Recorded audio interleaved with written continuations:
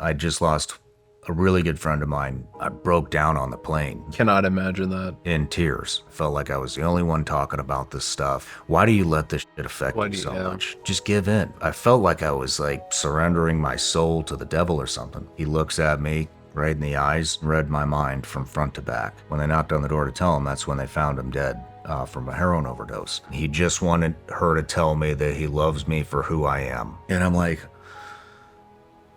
I think God just talked to me. Fast forward a couple of years, and we're in Sedona, and I had this. I wasn't happy with the way the world was going, and this is what I guess this is probably about 2 years ago. So a lot of things that were going on in the country just really tugged on my heart, and I was enraged about a lot of things, like probably a lot of the stuff that you see in Silicon Valley.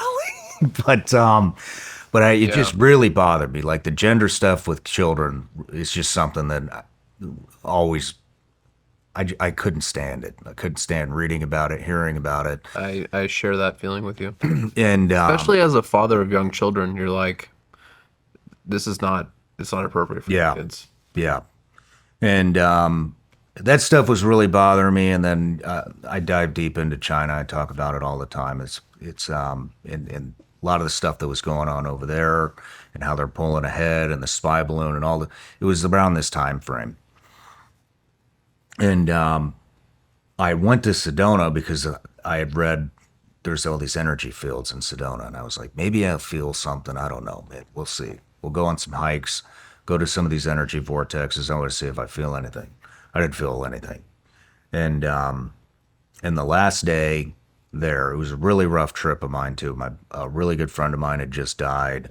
I'd done some heavy interviews with my really good friend Brian Montgomery, who's dove into the he's fighting sex trafficking and kids and sex exploitation and had another interview with this kid Tyler Andrew Vargas. Not a kid, he's a man. And sorry, Tyler, but he was the only one that survived the Abbey Gate bombing during the Afghan withdrawal. He watched, had him come in here. Nobody would give him a platform to talk about his story.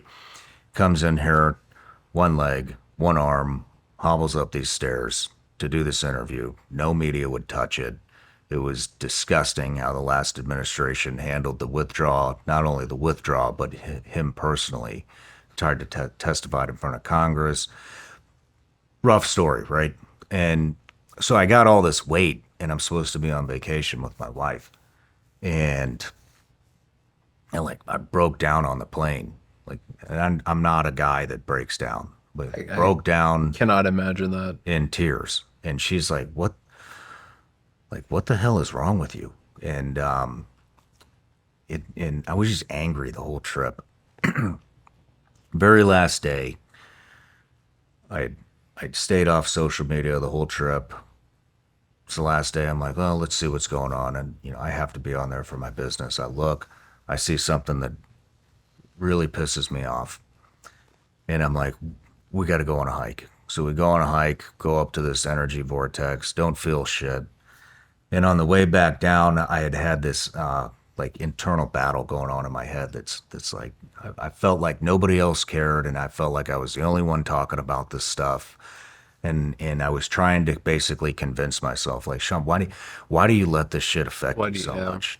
Like, this isn't like just give in. Maybe you're the fucked up one. Maybe kids should be able to change their gender at 6 years old, and quit letting this stuff bother you. Like it's painfully obvious that the majority, and this is all in my head, right? But Yeah. the majority of the population is for this, and it seems like America wants this to happen. Everywhere I look, they're talking about this and they're complaining about the party that doesn't want it to happen. And so anyways, it's just something that really weighed on me, and I felt like I was like surrendering my soul to the devil or something.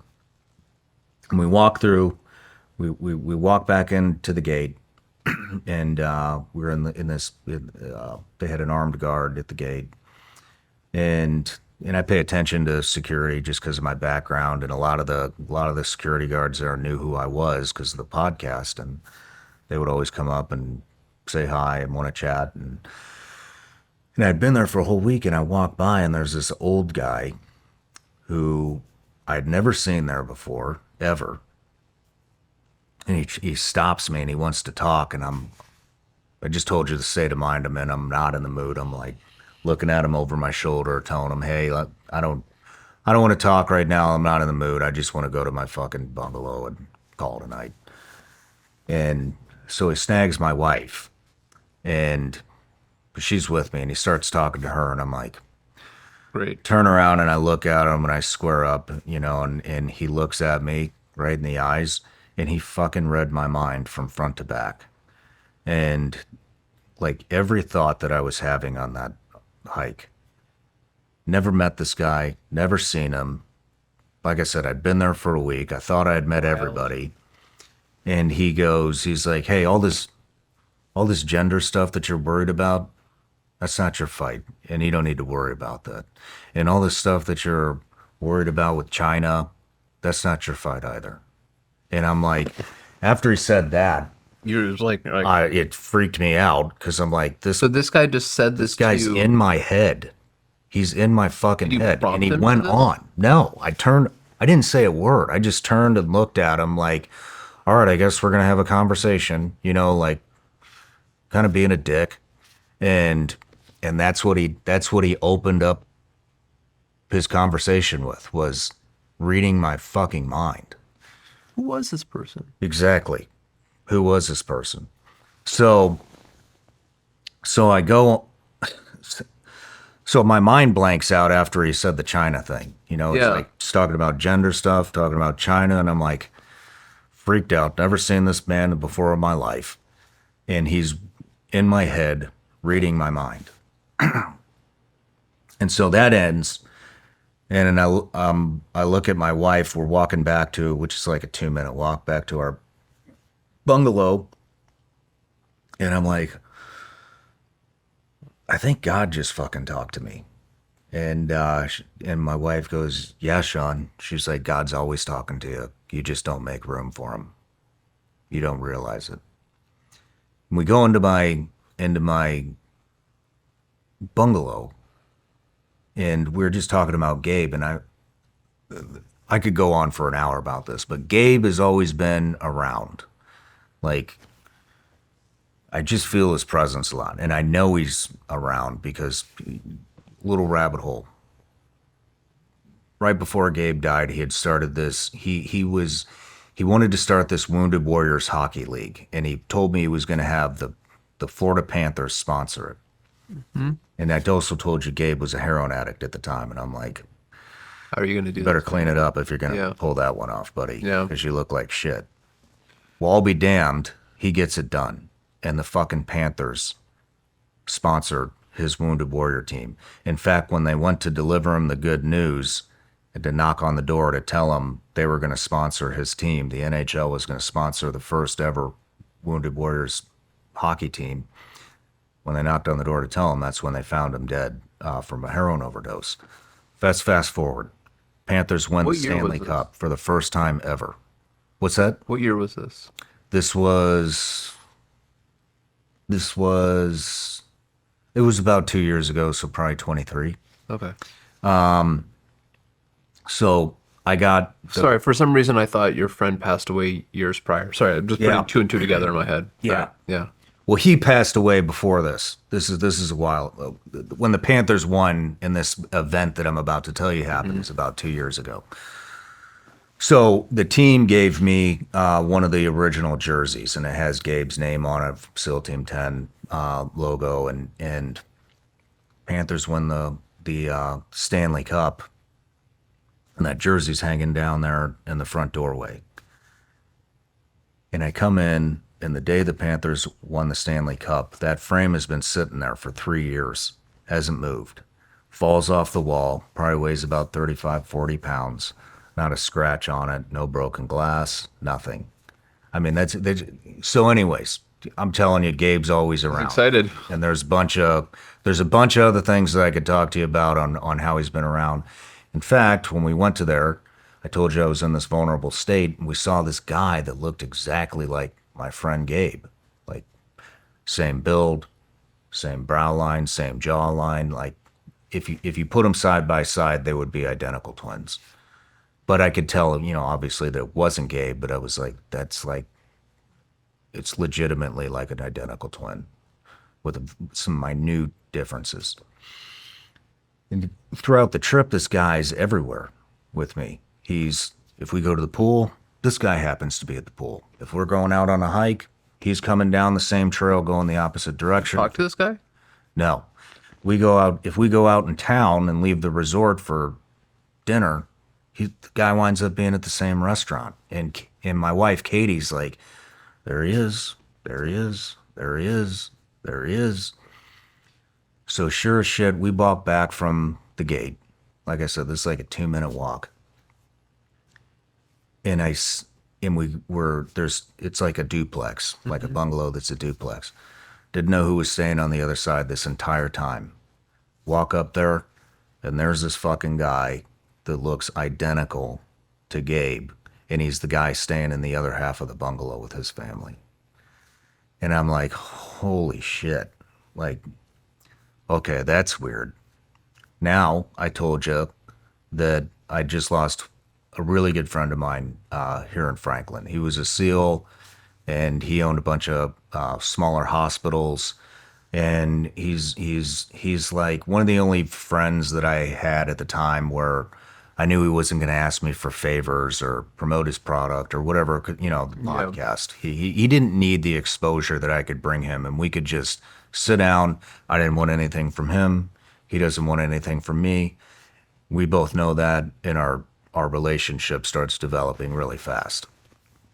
He died of a heart attack on a hunting trip right before I left on this trip.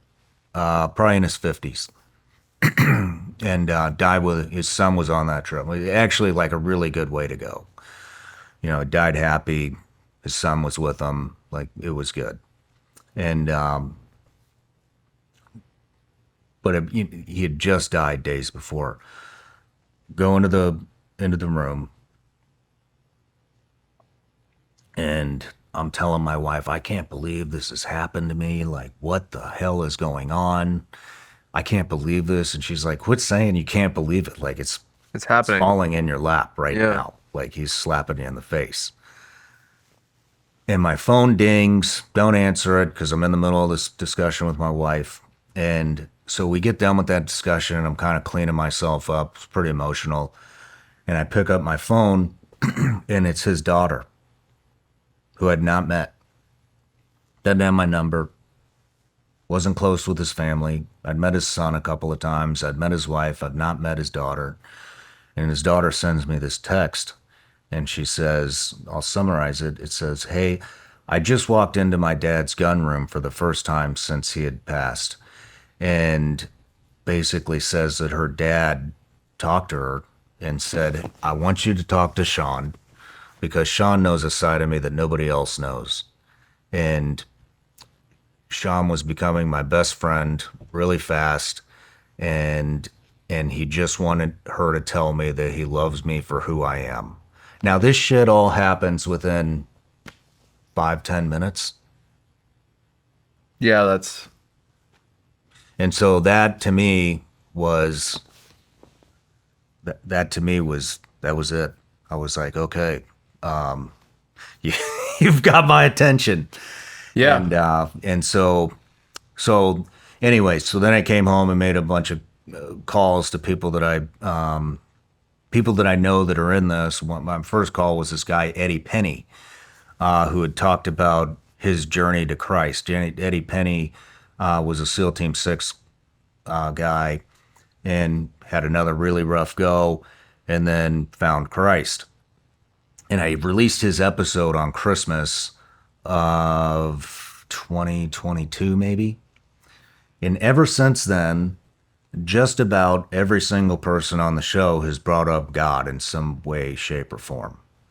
And I didn't put that together really until this. And I went back through and I was like, every single one of them. And so I called Eddie. Anyways, and that's what led me to believing in God, is that experience. So it was through psychedelics turned the light on and had me exploring, and then that like solidified it right there. I was like, wow, like that's too many coincidences Yeah, that going is. on all at one time for there not to be something, not to be some type of a higher power. I've never had an experience like that. It was life changing.